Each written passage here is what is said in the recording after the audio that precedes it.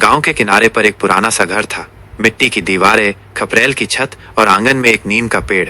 इसी घर में राघव अपनी पत्नी सीमा, 2 बच्चों और बूढ़ी माँ सावित्री देवी के साथ रहता था। राघव सीधा साधा आदमी था। बचपन से ही मेहनत करता आया था। पिता का साया जल्दी उठ गया था, इसलिए परिवार का सहारा उसकी माँ ही बनी थी। माँ ने खेती बाड़ी से लेकर मजदूरी तक सब कुछ किया, बस इतना कि बेटा पढ़ लिख सके।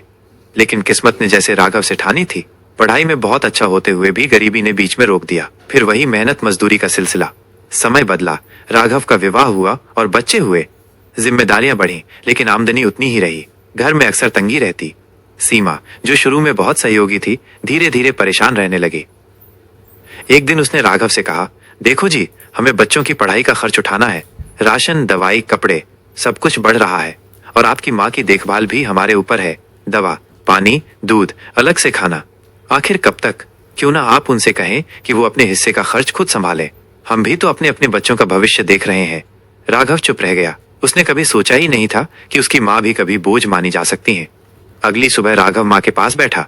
माँ आंगन में धूप सेंक रही थी, हाथ में पुरानी ऊनी शाल ओढ़े हुए। माँ, राघव ने धीमे स्वर में कहा। हाँ बेटा, क्या बात है? चेहरा इतना उतरा क्यों है? माँ ने पूछा। राघव ने हिचकते हुए कहा, माँ, घर का खर्च बहुत बढ़ गया है। बच्चों का खर्च, आपकी दवाइयाँ और बाकी सब संभालना मुश्किल हो रहा है।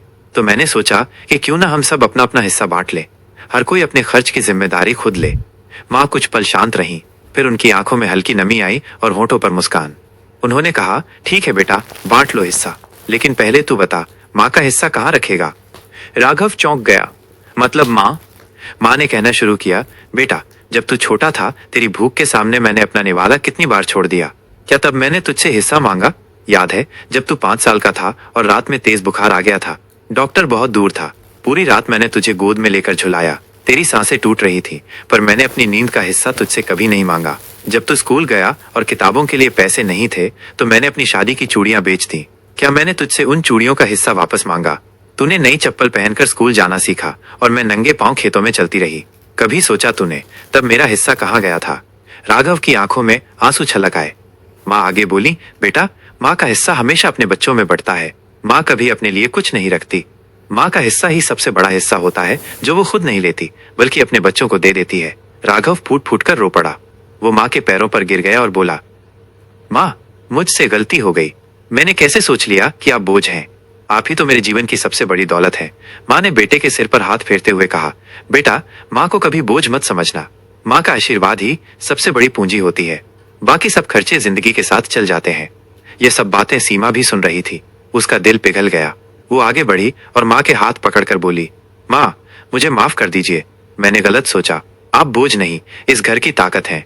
अगर आप नहीं होती तो ये घर आज तक संभलता ही नहीं।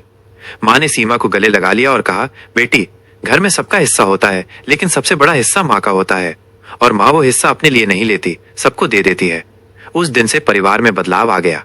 सीमा ने माँ की सेवा को अपना कर्तव्य माना और राघव ने हर हाल में माँ को प्राथमिकता दी। बच्चे भी माँ के पास बैठकर उनकी कहानियां सुनते। वो समझने लगे कि घर में माँ का स्थान सबसे ऊपर है। धीरे धीरे मेहनत रंग लाई। बच्चों ने पढ़ाई में नाम कमाया। घर की तंगी कम होने लगी। लेकिन राघव ने एक बात हमेशा याद रखी, माँ का हिस्सा ही सबसे बड़ा हिस्सा है।